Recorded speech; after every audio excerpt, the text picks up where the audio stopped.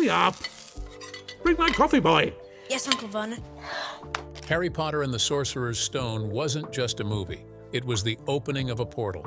For millions of fans around the world, it was their first step into Hogwarts, their first encounter with wands, spells, and a boy with a scar who didn't know he was famous. But behind the moving staircases and enchanted ceiling of the Great Hall lies a real-world production filled with surprising details, strange decisions, and unforgettable accidents. If you thought you knew everything about this magical movie, think again. Here are 20 weird facts you didn't know about Harry Potter and the Sorcerer's Stone. Number 20. Richard Harris thought Dumbledore was a type of drum and almost said no. When the late Richard Harris was first approached about playing Albus Dumbledore, the wise and beloved headmaster of Hogwarts, he didn't exactly jump at the opportunity. In fact, according to multiple interviews, Harris didn't even know what a Dumbledore was. At one point, he reportedly asked if it was a kind of musical instrument, maybe a drum. He wasn't joking. That's how unfamiliar he was with the Harry Potter phenomenon. At the time, Harris had a long, distinguished career in theater and film. He wasn't in the habit of signing on to what he thought might be a children's fantasy story. The producers knew they needed someone with weight, someone who could carry the role with the quiet dignity Dumbledore required. But Harris wasn't biting until a little family pressure came into play. The story goes that his 11-year-old granddaughter was a huge fan of the books. When she found out her grandfather had been offered the role of Dumbledore and was considering turning it down, she issued a threat that no grandfather could ignore. If he said no, she would never speak to him again. That was enough to seal the deal. Harris said yes, and the rest is cinematic history. But the weirdness doesn't stop there. Harris remained skeptical about the franchise throughout filming. He often joked about not understanding the story fully and said he relied on the young actors to explain plot points to him. Still, his portrayal of Dumbledore in the first two films left such a deep impression that even after Michael Gambon took over the role, many fans continued to see Harris as the true Dumbledore. All thanks to a granddaughter who knew magic when she saw it. Number 19. The feast scenes were real, and they reeked of rotten meat. One of the most visually mouth-watering parts of Harry Potter and the Sorcerer's Stone is the Hogwarts Great Hall feasts. With long wooden tables overflowing with roasted chickens, pies, gravies, fruits, desserts, and golden plates, the scenes feel like stepping into a magical banquet. But what viewers don't realize is that all of that food was real. Every sausage, every pasty, every leg of turkey you see, cooked, plated, and placed with intention. And that decision came at a very smelly cost. Director Chris Columbus wanted authenticity. He wanted the feast to feel grounded, as if Hogwarts were a living, breathing place. So instead of using plastic props or fake food, the production brought in real food and laid it out in front of the actors. At first, it was a dream come true for the young cast. There were trays of roast chicken, bowls of peas and carrots, steaming puddings, and barrels of juice and pumpkin concoctions. But reality set in quickly. The Great Hall scenes took multiple days to shoot, and the food, sitting under hot production lights for hours at a time, began to spoil. Within a day or two, the entire set started to reek. Cast members would gag between takes. Emma Watson later recalled holding her breath during wide shots and fanning away the stench with her script. The meat in particular began to leak oils and juice, causing the tables to grow sticky and slippery. The crew had to scrape and replace entire sections of food during the breaks. Eventually, the art department switched strategies. They began creating hyper-realistic resin replicas of dishes for background shots. Only the food that actors interacted with directly remained real. Even that had to be replaced frequently. Some of the cast, including Rupert Grint, joked that they couldn't look at roasted chicken the same way for months. Still, it worked. The Great Hall felt alive. The food looked hot, delicious, and magical. But just don't ask anyone how it smelled. That magnificent feast? It was held in a room filled with preteen actors, candle smoke, and the unmistakable odor of rotting meat. Movie magic indeed. Number 18. Daniel Radcliffe went through over 100 pairs of glasses. Harry Potter's round spectacles are one of the most recognizable features in cinematic history. But what most fans don't realize is just how fragile those glasses turned out to be, especially in the hands of an energetic 11-year-old. During the filming of The Sorcerer's Stone, Daniel Radcliffe broke or damaged over 100 pairs of those iconic glasses. 100. The production team kept extras on standby like candy in a bowl, knowing that at any moment Another pair could snap, bend, or simply disappear. At first, the glasses came with real lenses, but that caused issues. Reflections from studio lights bounced off them and ruined takes. Even worse, Daniel developed a reaction to the nickel in the nose pads. It left marks on his face and irritated his skin. So the team made a change. They switched to lensless versions, with post-production teams adding digital glare or refraction when necessary. Even without lenses, the problems didn't stop. Daniel was an active kid. Between running, jumping, and shooting scenes where he faced trolls or Quidditch gear, the glasses kept flying off or getting crushed. Crew members joked that they had someone whose job it was just to guard the glasses between takes. There were even emergency drills. If the glasses broke mid-scene, filming would pause while a replacement pair was rushed in. Eventually, they created flexible, rubber-backed versions for stunt work. If you rewatch closely, you might even spot scenes where the frame shape subtly changes. So while they look like a simple accessory, those glasses were one of the most high-maintenance props on set. Number 17. Emma Watson. Tried wearing fake buck teeth, it didn't go well. When Emma Watson was cast as Hermione Granger, the filmmakers wanted to be as faithful to the book as possible. That meant finding a way to replicate Hermione's large front teeth, one of her most distinctive physical features in J.K. Rowling's original description. The solution? A custom-made set of prosthetic buck teeth for Emma to wear? In theory, it sounded like a great idea. But the moment Emma put them in her mouth and tried to speak her lines, the crew realized they had a problem. She couldn't pronounce her words clearly. Every syllable came out muffled or distorted. It made serious lines unintentionally funny. Even Emma herself couldn't stop laughing. Still, they pushed through. She practiced speaking with the fake teeth for weeks, trying to train her mouth to adapt. She even shot several early scenes wearing them. But the issue persisted. The teeth would shift, fall out, or make her sound like she had a mouthful of marbles. Eventually, Chris Columbus made the call to ditch the prosthetics altogether. In the final version of the film, Hermione's teeth are just Emma's natural smile. No props, no exaggeration. And audiences didn't mind. Most people never questioned the change. But if you dig through early production stills or behind-the-scenes footage, you'll find a few clips of Emma Watson trying to say spells with giant plastic teeth. It's a hilarious reminder that sometimes accuracy has to take a backseat to practicality and clarity. Number 16. The actor who played Dudley lost so much weight, he had to wear a fat suit. Harry Melling, who played Harry Potter's spoiled cousin Dudley Dursley, was meant to be a physically imposing, overfed bully. In The Sorcerer's Stone, his character is introduced counting birthday presents and throwing tantrums in a larger-than-life way. His body size was part of the character design. But here's what most fans don't know. After the first film, Melling went through a major growth spurt and dropped a significant amount of weight, so much that the producers considered recasting him. The transformation was dramatic. By the time The Order of the Phoenix began filming, Harry Melling barely resembled the chubby boy from the first film. His face had slimmed, his body had lengthened, and his jawline was completely different. But rather than replace him, the team came up with another plan. They created a custom fat suit. The fat suit allowed Melling to return as Dudley, keeping the character's appearance consistent with earlier films. It was padded, sculpted, and designed to match his old body. But it wasn't exactly comfortable. Melling once said that filming in it was like being wrapped in a duvet in a furnace. He had to wear layers underneath to protect his skin, and the weight of the suit made movement awkward and hot. Still, he powered through. And to his credit, you can't really tell. The performance stays consistent, and the visual continuity holds, but it's a strange little wrinkle in the production that many people missed. One of the few main actors who underwent such a significant physical transformation that he had to wear a costume of his younger self.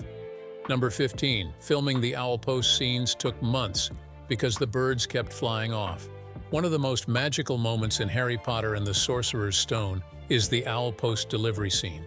Letters swirl through the air. Hogwarts acceptance letters flood through the Dursley fireplace, and dozens of owls perch on banisters and rooftops like something out of a dream. It looks seamless and whimsical on screen, but the reality behind it was chaotic and painfully slow. The production used lifelike owls for as many scenes as possible. They wanted the authenticity of wings flapping, feathers ruffling, and birds reacting naturally to their environment. But here's the weird part. Owls are not good at following directions. They're some of the least trainable birds in film. Unlike parrots or ravens, owls are incredibly independent and don't respond well to repetition or cues. To prepare, animal trainers spent 6 months before filming trying to teach the owls to fly from point A to point B, land on designated marks, and hold letters in their beaks. It worked, occasionally. But once on set, with hot lights, dozens of crew members, and unfamiliar sounds, the birds panicked. Some refused to move. Others flew away entirely, disappearing into the rafters or out open windows. The most problematic scene was the flood of letters in the fireplace. The crew had to reset dozens of birds for each take. Letters had to be reset manually. Sometimes an owl would deliver its post perfectly, only for another to land on the wrong mark or fly into a camera rig. According to the crew, it took nearly 3 months just to complete a few minutes of usable footage involving owl deliveries. Eventually, the team had to rely more heavily on computer-generated imagery and puppetry for later owl scenes. But in Sorcerer's Stone, much of what you're seeing is real, lifelike owls, real feathers, real frustration. It's one of the most magical illusions that nearly broke the entire production. Number 14. The Mirror of Erised scene was almost cut for being too sad. One of the most emotionally resonant moments in The Sorcerer's Stone is the Mirror of Erised sequence. Harry, alone in the room, discovers a magical mirror that reveals his deepest desire, his parents. It's quiet, slow, and surprisingly heavy for a family film. But what many don't know is that Warner Brothers executives almost cut the scene entirely. Test audiences during early screenings gave mixed feedback. While the emotion and melancholy moved adults, some parents felt it was too sad for young children. They worried that the scene might slow the movie down or introduce themes, such as orphanhood, grief, and longing, that could be too intense for the target audience. Chris Columbus, however, refused to back down. He felt the scene was essential not just for Harry's development, but for grounding the fantasy in human emotion. Up to that point, Harry had encountered magic, friends, and wonder, but not vulnerability. Columbus believed the audience needed to see what Harry had lost to appreciate what he was gaining. To add to the pressure, Daniel Radcliffe had to perform one of his most challenging scenes in complete silence. There were no big special effects, just Harry staring into a mirror, processing the overwhelming image of his family. Columbus kept the set small, dimly lit, and quiet, allowing Radcliffe space to get into the emotional rhythm. The result is one of the most intimate scenes in the entire franchise. In hindsight, the scene became iconic. The Mirror of Erised, desire spelled backward, took on mythic status in the fandom. It introduced emotional depth that stayed with Harry through the series. But for a brief moment, that entire sequence nearly disappeared, cut for being too human. Thankfully, storytelling won. Number 13. Tom Felton kept sneaking food onto set, and it became a running joke. Tom Felton's portrayal of Draco Malfoy set the tone for the perfect young antagonist, smug, sneering, and always a few words away from starting a fight. But off-camera, Felton was nothing like his character. He quickly became known for something completely unexpected: sneaking snacks onto the set. Felton was growing fast, filming long days, and often found the food schedule on set too slow for his appetite. So he started hiding snacks in his robes. Chocolate bars, crisps, gummy candies, you name it.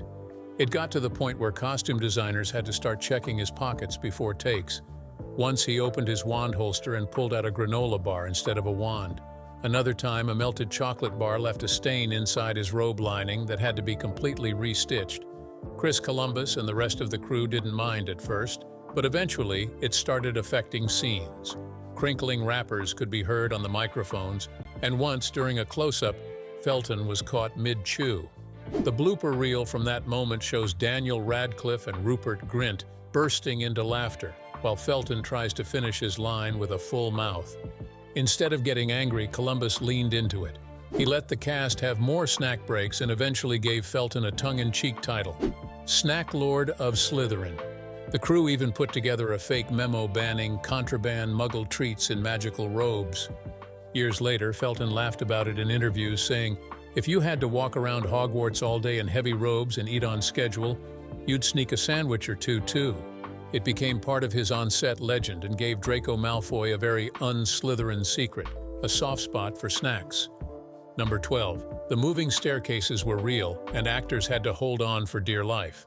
One of the most enchanting visuals in Harry Potter and the Sorcerer's Stone is the grand staircase that moves while students walk on it. It feels surreal, smooth, and magical. But here's the weird truth. Part of that staircase was very real, very mechanical, and slightly terrifying to film on. The production team actually built several massive physical staircases on a gimbal system, capable of moving slowly while actors stood on them. These weren't just sets, they were hydraulic rigs that shifted horizontally and vertically. Daniel Radcliffe, Rupert Grint, and Emma Watson were all required to perform scenes while the stairs were in motion, with very little computer-generated imagery assistance during filming. While it may look elegant on screen, behind the scenes it was more like a carnival ride. The staircases moved at such odd angles that the cast had to tightly grip the banisters to stay balanced. There was no green screen for those parts. What you see, the kids holding on nervously, is often not acting. It's just survival instinct. The noise was another issue. The hydraulic machines that controlled the staircases made a loud, creaking, groaning sound. So even when the shot was perfect visually, audio had to be redone or dubbed in post-production. The cast would shoot in silence with the crew yelling over the mechanical noise, "Hold steady, don't look down." One time the movement was slightly off and caused one of the actors to stumble, forcing a reset of the entire lighting rig. They never tried speeding it up after that. Safety first. While later movies relied more on digital effects, this first film went practical, giving us one of the most iconic sets in modern cinema. Just imagine being 11 and climbing a staircase that might start floating while you're halfway up. Number 11. Hagrid's hut was real, and they built it in the wrong country. Everyone remembers Hagrid's cozy hut at the edge of the Forbidden Forest. With its stone walls, crooked chimney, pumpkin patch, and view of the lake, it felt like the perfect place for a half-giant to call home. But what you might not know is that the entire hut was built, not on a soundstage, not with computer-generated imagery, but as a full structure in a completely different country from most of the film's sets. While many Hogwarts interiors were shot at Leavesden Studios in England, Hagrid's hut was built outdoors in the Highlands of Scotland, specifically near Glencoe. The idea was to capture the sweeping, misty landscape that would make the hut feel isolated, magical, and close to nature. The problem? Weather. Lots of it. Scotland's weather is notoriously unpredictable. One day it would be sunny, the next it would be snowing sideways. The hut had to be reconstructed multiple times due to wind damage and erosion from rain. At one point, the roof began to leak, and the production crew scrambled to reseal it before actors arrived. The logistical headache didn't stop there. Transporting cast and crew to the remote location meant long travel days. Emma Watson reportedly got carsick on the winding mountain roads. On top of that, because the hut was a real building and not just a facade, everything inside it, chairs, lanterns, food bowls, even Hagrid's bed, had to be hauled up by hand or packed in via small trucks. Ironically, only a handful of scenes in the first movie actually use exterior shots of the authentic hut. Most of the close-ups were filmed on a replica set back in the studio. Still, the wide shots with Scotland's wilderness in the background created a magic that can't be digitally faked. That hut wasn't just a set, it was a trek, a storm shelter, and a complete production project in itself. Number 10. The original Dumbledore's beard was so long, it got stuck in everything. Richard Harris brought a tender, ethereal presence to Dumbledore, but there was one part of the costume that gave him endless trouble: his beard. Unlike later versions of the character, Harris wore an incredibly long, flowing white beard in the Sorcerer's Stone. It was beautiful, but it was also a menace. It got stuck in his belt, in his chair, in his sleeves, and sometimes in other actors' props. The beard was made from real yak hair stitched onto lace and attached to Harris's chin with spirit gum. It was carefully maintained by the hair department between takes, but even with all the professional help, it had a mind of its own. In one scene, Harris was supposed to stroke the beard while delivering a line to Harry gently. The strand got caught in one of his rings, and instead of looking wise, he ended up yanking part of it out by accident. There's even a behind-the-scenes clip where Harris tries to walk up a set of stairs and the end of the beard gets caught under his boot. He nearly tripped, prompting the crew to joke that Dumbledore was going to die before the second film. The beard's length also made mic placement difficult. Boom operators struggled to capture clean audio without catching the rustling sound of the hair. Eventually, Harris had a smaller backup beard made for scenes where he wasn't facing the camera full-on, just to avoid all the mishaps. Despite all this, Harris embraced the look. He believed Dumbledore needed to appear ancient, almost mythological, and nothing said ancient wizard quite like a beard that could practically be used as a scarf. It was majestic, it was magical, and it was an absolute nightmare to wear. Number 9. The floating candles in the Great Hall actually caught fire. One of the most iconic visuals in Harry Potter and the Sorcerer's Stone is the enchanted ceiling of the Great Hall. Stars glitter above, and dozens of candles float mid-air, casting a warm, flickering light over the student feast. It looks effortless on screen, like something pulled straight out of a wizard's dream. But behind the scenes, those floating candles were real, and they almost set the set on fire. The visual effects team originally wanted to use computer-generated imagery to create the candles, but Chris Columbus wanted authenticity. So the set decorators rigged hundreds of wax candles to thin wires suspended from the ceiling. Each candle had a burning flame, a wax body, and a carefully hidden support to make it appear as though it was floating without any visible strings. It worked beautifully, until it didn't. The heat from the flames began to melt the wax faster than expected. Drips started falling onto the tables below. Then, mid-scene, one of the candles burned through its wire and dropped onto the floor, still lit. Crew members scrambled to put it out. Thankfully, no one was hurt and the fire was quickly extinguished, but it was enough to change the plan. After that incident, the production team decided to limit the duration for which the real candles could be used. For wide shots and scenes with large crowds, they used computer-generated imagery replacements. Only close-ups or static scenes featured the real things. Still, the commitment to using practical effects whenever possible gave the Great Hall its lived-in, enchanted feeling. The flickering light, the drifting wax, the subtle shadows, those were all captured in camera. But every time you rewatch the film and see those candles hovering gently above the students' heads, just know, one of them nearly set Hogwarts ablaze. Number 8. The Quidditch scenes made the actors physically sick. Quidditch is one of the most exciting inventions in the Harry Potter universe, a sport played on flying broomsticks with high-speed chases, daring dives, and magical balls zipping through the air. Watching Harry soar through the pitch chasing the golden snitch feels exhilarating. But for the actors, it was closer to torture. To simulate flying, the production team rigged up mechanical broomsticks mounted on gimbals and robotic arms.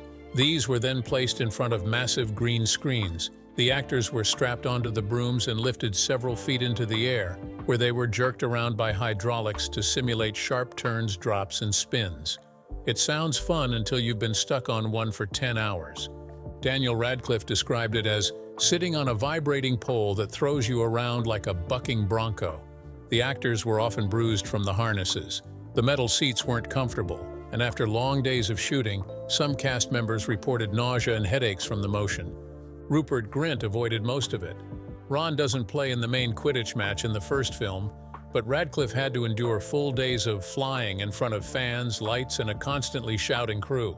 Emma Watson said she tried the broom rig once and immediately opted out. It got so intense that the crew kept buckets near the set in case the actors felt sick mid-shot. Some scenes had to be paused so Radcliffe could rest and rehydrate. And yet on screen, it looks like smooth, effortless flying. The result? Movie magic. But the process? More like a magical endurance test. Every time you see Harry swerve through the air in pursuit of the snitch, remember, he probably felt like throwing up when they yelled, "Cut!" Number 7. The actor who played nearly headless Nick had to be digitally decapitated frame by frame. John Cleese, legendary British comedian and Monty Python alum, played nearly headless Nick, the resident ghost of Gryffindor House. His entrance is lighthearted. His head dangles slightly off his neck, the result of a poorly executed beheading. It's funny, it's spooky, and it's shockingly technical. Instead of using full computer-generated imagery, the production team opted to shoot Cleese in costume on set and then digitally alter the footage to show his nearly severed head. But here's the weird part. They didn't use motion capture or green screen overlays. Instead, they filmed Cleese wearing a special neckpiece, then digitally erased and reshaped parts of his neck in post-production. Every single frame had to be retouched manually. There were over 100 shots of nearly headless Nick, each requiring painstaking digital work. Artists had to add ghostly transparency, reshape the head tilt, and align the exposed tendons with Cleese's natural movements. And because Cleese was known for his expressive face, matching the ghost effects with his performance became a full-time job for a dedicated effects team. Cleese himself found the process hilarious. He joked that he had played dozens of characters in his career, but this was the first time someone had to digitally almost kill him. On set, he would improvise jokes about his decapitation, keeping the younger cast in fits of laughter. Despite the effort, the result wasn't used as often in later films. The process was too labor-intensive, but in The Sorcerer's Stone, it gave us one of the most memorable ghostly characters in the wizarding world, and a weird little slice of movie history where comedy legend met surgical digital wizardry. Let's go, champ. We're on the home stretch now. Here come the next 3 fully expanded facts, cinematic secrets you didn't know you needed. Number 6. Professor Quirrell's turban smelled so bad, the cast complained. Professor Quirrell, the nervous and stammering defense against the dark arts teacher in Harry Potter and The Sorcerer's Stone, wore a distinctive piece of wardrobe, a tightly wrapped purple turban. As fans know, the turban hides a dark secret. Lord Voldemort's parasitic face is hiding on the back of Quirrell's head. But behind the scenes, the real problem wasn't the dark magic. It was the smell. Actor Ian Hart wore the turban for nearly every scene in the film.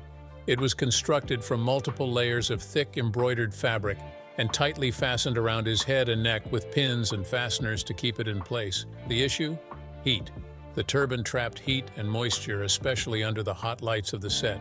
During long shooting days, Hart would begin to sweat profusely. The turban absorbed all of it and wasn't washed daily. By the 2nd or 3rd week of filming, crew members and cast alike began to notice the distinct odor that seemed to follow Quirrell wherever he went. In an interview years later, Hart confirmed the rumors. He said the turban got incredibly funky and joked that Voldemort wasn't the only thing living back there.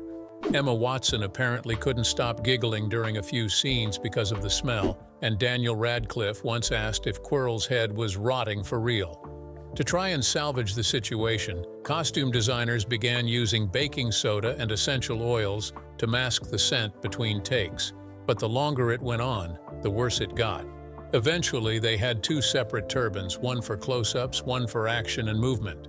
Still, that original turban became legendary.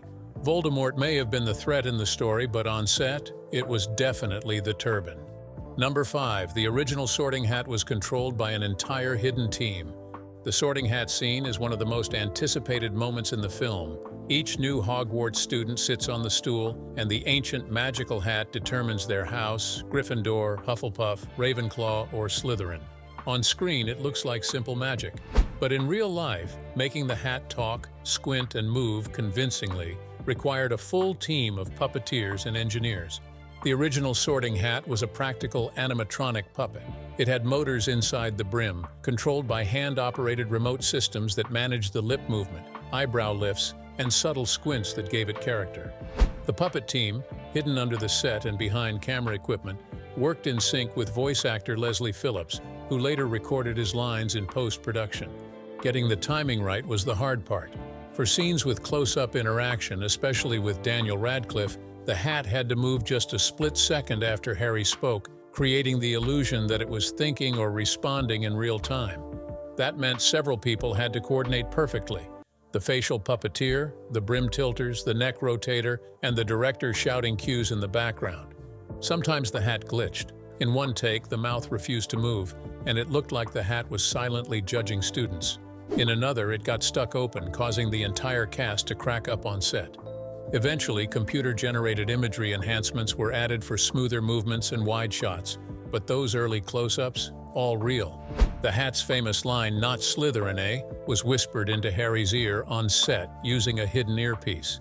That way, Daniel could react naturally before the final audio was edited in. It was a carefully choreographed magic trick, and it worked.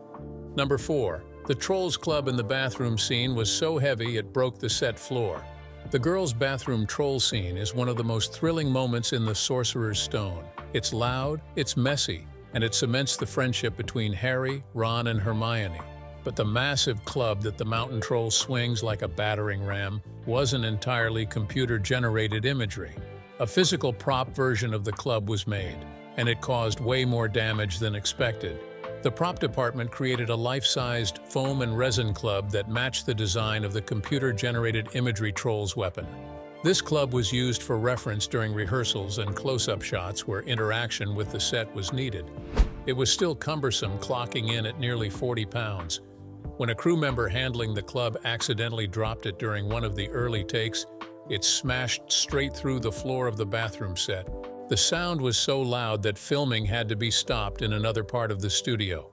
The crew had to scramble to replace the damaged tiles, and for safety reasons, they made a second version of the club that was hollow and significantly lighter. Even then, swinging the club around was dangerous. In one take, a rigged arm controlling the troll's movement jerked too hard and knocked over an entire sink prop. Number 3. The snake in the zoo was a real Burmese python at first. When Harry talks to the snake at the zoo, it's a turning point. It's the first sign that he's different. While the final version of the snake is primarily computer-generated imagery, the original plan used a genuine Burmese python. The crew filmed several shots with the live snake slithering beside the glass. But pythons don't take direction. It refused to look at Daniel Radcliffe, kept sliding away from the heat lamps, and wouldn't stay still for close-ups. After wasting hours, they scrapped the live footage and went full digital. Only a few background frames still show the real snake. Still, for a brief moment, Harry really was face-to-face with a python. Number 2. Dobby almost appeared in the first film. Dobby the house elf doesn't officially show up until Chamber of Secrets, but early drafts of the Sorcerer's Stone included a silent cameo. There was a deleted scene set in the Hogwarts kitchens where Dobby would have been glimpsed in the background. The animators even tested a rough computer-generated imagery version of him early on, using a simple model and walk cycle. Ultimately, the scene was cut for time and clarity. Dobby's real story belonged to the next book. But some say you can spot an early prototype in shadows during the feast scenes. Whether intentional or not, his spirit almost snuck in a year early. Number 1. The cast wrote secret notes in their spellbooks. Many of the books used on set, particularly in Hogwarts classrooms, were made by hand. Each student's spellbook was filled with actual writing, diagrams, and magical instructions. But the cast, being kids, didn't leave them alone. Rupert Grint and Daniel Radcliffe reportedly filled entire pages with doodles, jokes, and even games of hangman during boring shoots. Emma Watson, ever the Hermione, wrote actual essays in her prop books. The crew let them do it because it made everything feel more authentic. Some of those hand-altered books are still in the Warner Brothers studio tour today, complete with scribbles from bored wizarding students. Harry Potter and the Sorcerer's Stone wasn't just a movie, it was a massive, magical experiment filled with trial, error, and behind-the-scenes weirdness that only added to the wonder. From flaming candles and stinky turbans to vibrating brooms and misbehaving owls, every moment on screen was built with honest effort, absolute risk, and real charm. Which fact surprised you the most? Drop it in the comments, and subscribe for more deep dives into the movies that shaped our childhoods. Mischief managed.